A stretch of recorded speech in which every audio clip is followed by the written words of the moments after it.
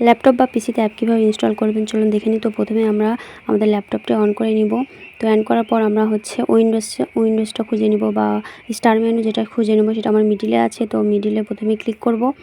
Click করার পর আমরা মাইক্রোসফট স্টোর খুঁজবো। কারোর ক্ষেত্রে হয়তো বা এমনিতে দেওয়া থাকে, আর কারোর ক্ষেত্রে হয়তো বা সার্চ দিলেই খুঁজে পাবেন।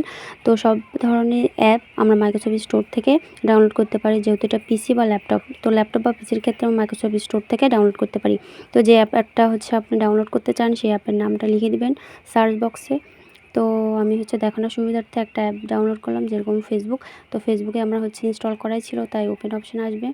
তো ফেসবুকে আপনি ক্লিক করবেন। ক্লিক করার পর গেট একটা অপশান আসবে, তো সেখানে ক্লিক করার পর ডাউনলোড হবে। ডাউনলোড পর ওপেন হবে, যেহেতু আমার আগে করা ছিল তাই ওপেন অপশান দেখাচ্ছে। তো ওপেনে ক্লিক করার পর অটোমেটিকলি আপনার হচ্ছে ডাউনলোড করা অ্যাপ হয়ে যাবে।